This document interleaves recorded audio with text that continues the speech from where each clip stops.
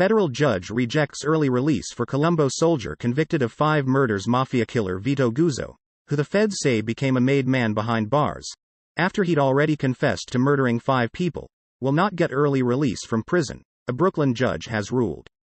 Guzzo's crimes were too serious and the danger he poses to the community is too great to consider springing him 5 years shy of his scheduled November 2028 release date, Brooklyn Federal Court Chief Judge Margot Brody ruled. Guzzo's sentence is not extraordinarily long in light of his 18 convictions, which include 5 murders in aid of racketeering and other violent crime, Brody wrote in her ruling Thursday. Guzzo committed 5 heinous murders using various weapons as the leader of the Giannini crew, and conspired to commit 5 others. Guzzo was also convicted of a number of other violent crimes including arson and armed robbery. The 58-year-old Colombo gangster was sentenced to 38 years after admitting to the killings as part of a 1998 guilty plea. Guzzo was seeking compassionate release under the First Step Act criminal justice reform bill, which was signed into law by Donald Trump in 2018. In a court filing last year, Guzzo said he was completely rehabilitated and has matured from a rash young man pursuing a lawless lifestyle to a reflective, empathetic middle-aged adult. Guzzo described a series of ailments, including the effects of 2 shootings in 1990 and 1996, which left him with the loss of sight in one eye and the removal of part of his left lung, and said he feared continued exposure to COVID-19 in prison.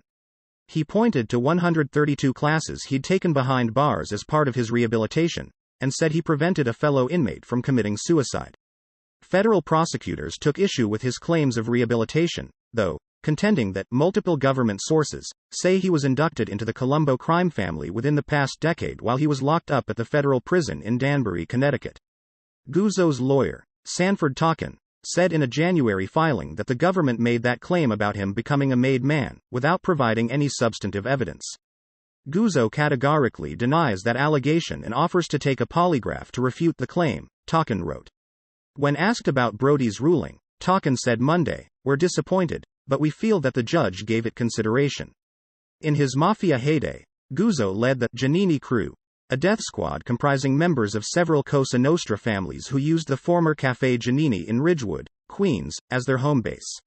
In January 1992, the crew lured pot dealers John Rusi and Stephen Pagnozzi to a Queens social club, forced them to their knees and demanded they reveal where they stashed their drugs and cash.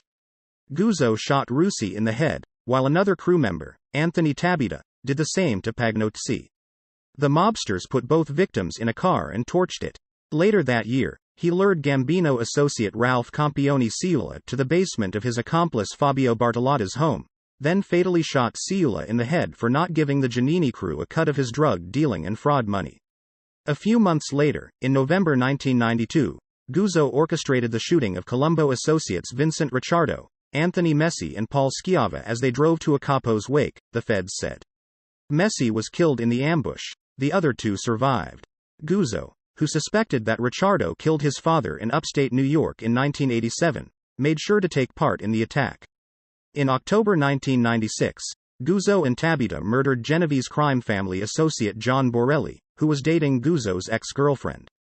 https://www.nydailynews.com/new-york/NYC-crime/ni-killer-VitoDguzzo-no-early-1-5F4TDTK5U7Z7 Rixa-story.html